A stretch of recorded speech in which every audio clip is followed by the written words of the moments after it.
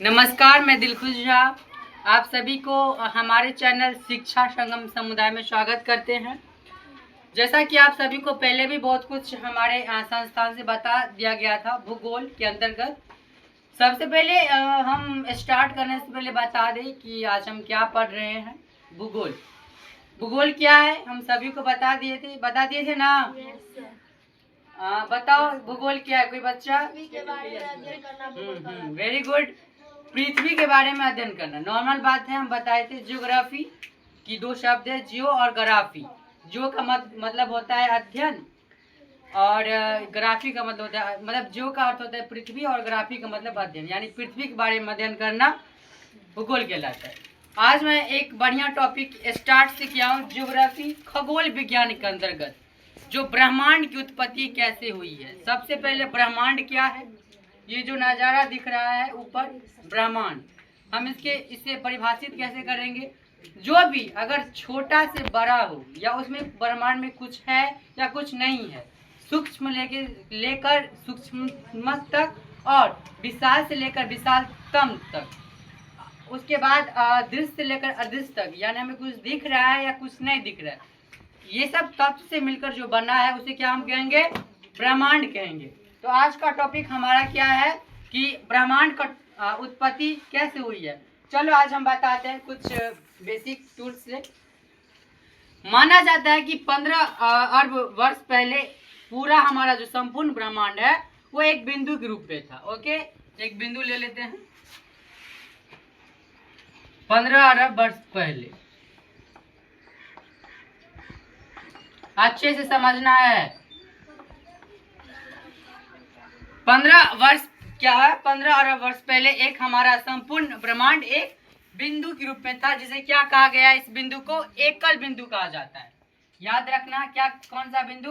एकल बिंदु। हाँ, एकल बिंदु या सिंगुलरिटी पॉइंट।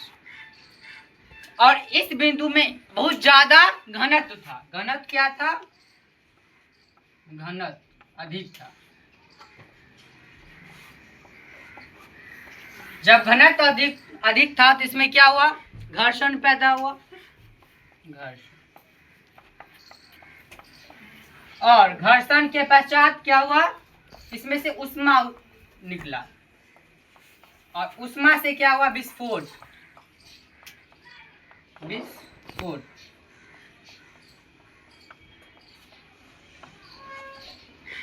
हम क्या पढ़ रहे हैं कि ब्रह्मांड की उत्पत्ति कैसे हुई।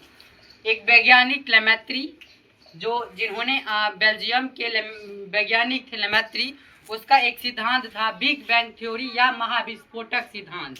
ओके, तो हम लोग महाविस्फोटक सिद्धांत पढ़ रहे हैं कि क्या हुआ। सबसे पहले 15 वर्ष पहले एक बिंदु था जिसे एकल बिंदु कहा जाता है और इसका घनत्व बहुत ही अधिक था। जब घनत्व अधिक था तो इसमें घर्षण पैदा हुई और घर्षण के कारण ऊष्मा का प्राप्ति हुआ और ऊष्मा से ये क्या हुआ, विस्फोट कर गया। और विस्फोट करने के बाद इसे क्या कहा गया, महाविस्फोटक। महाविस्फोटक सिद्धांत, इसे महाविस्फोटक सिद्धांत कहा गया। उसके बाद से इससे जो मतलब पदार्थ निकला उससे क्या बना, ब्रह्मांड।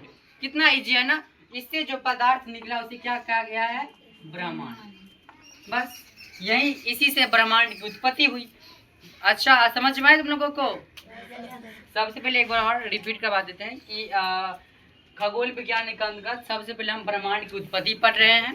ब्रह्मांड का मतलब कि दृश्य से लेकर अदृश्य तक, विशाल से लेकर विशालतम तक जो भी तत्व से मिलकर बना है उसे हम क्या कहेंगे, ब्रह्मांड कहेंगे। और ब्रह्मांड की उत्पत्ति कैसे हुई है कि खगोल विज्ञान के अंतर्गत एक वैज्ञानिक बेल्जियम के लेमैत्री के द्वारा एक बिग बैंग थ्योरी दिया गया है, महाविस्फोटक सिद्धांत, कि 15 अरब वर्ष पहले हमारा जो ब्रह्मांड था एक गोला के रूप में था। उस गोला का क्या नाम दिया गया है, उस गोला का नाम एकल बिंदु दिया गया है। ओके, और उस एकल बिंदु का घनत्व इतना बहुत ज्यादा था और घनत्व के कारण घर्षण पैदा हुआ और घर्षण से ऊष्मा का निर्माण हुआ और ऊष्मा से विस्फोट हुआ, जिसे हम महाविस्फोटक सिद्धांत कहते हैं। और उसके प्रतिरूप जो जितना भी हमें ऊर्जा या पदार्थ निकला उससे क्या हुआ, ब्रह्मांड का निर्माण हुआ। ओके, उसके बाद से ये कंप्लीट हुआ।